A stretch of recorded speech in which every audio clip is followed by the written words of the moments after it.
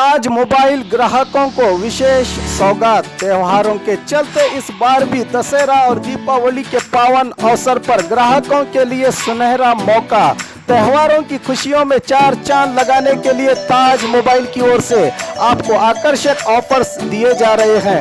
ग्राहकों से इस सुनहरे मौके का भरपूर लाभ उठाकर अपने जीवन का आनंद उठाने ताज मोबाइल के तमाम ग्राहकों को दशहरा और दीपावली की विशेष शुभकामनाओं के साथ एक बार विजिट कीजिए Taj mobile showroom, Ratan mall, shop number 9, SS road, Bijapur. अस्सलाम वालेकुम, नमस्ते।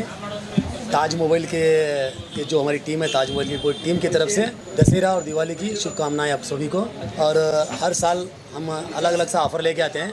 इस साल भी बढ़िया, उससे भी बढ़िया ऑफ़र लेके आए हैं। बस निमंत्रित करता हूं कि गुंजाइश करता हूं कि सभी बीजापुर डिस्ट्रिक्ट के लोग आके एक बार देख ले।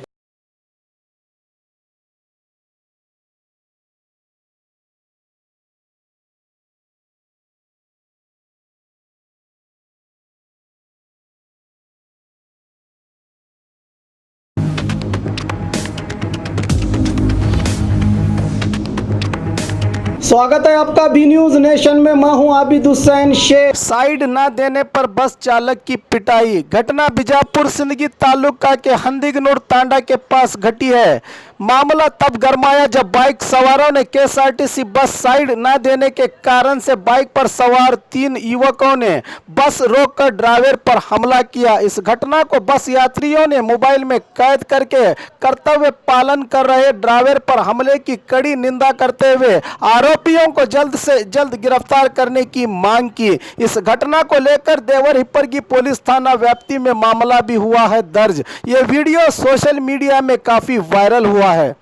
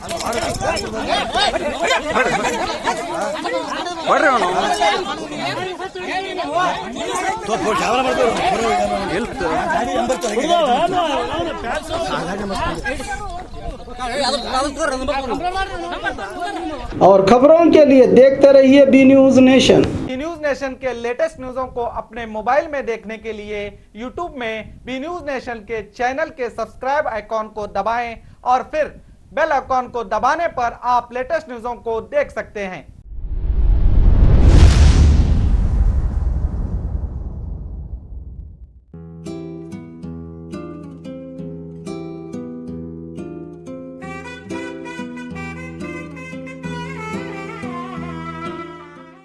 ಪ್ರತಿ ವರ್ಷದಂತೆ ಈ ವರ್ಷವೂ ಸಹ ಸರ್ವಧರ್ಮ ಸಾಮೂಹಿಕ ವಿವಾಹ ನಡೆಯಲಿದೆ.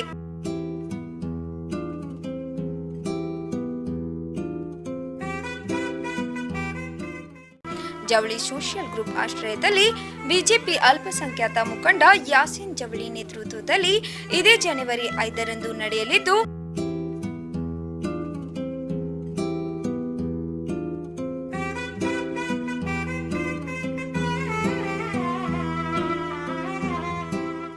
ಹೆಚ್ಚಿನ ಸಂಖ್ಯೆಯಲ್ಲಿ ನೋಂದಣಿ ಮಾಡಬೇಕಾಗಿ ವಿನಂತಿ.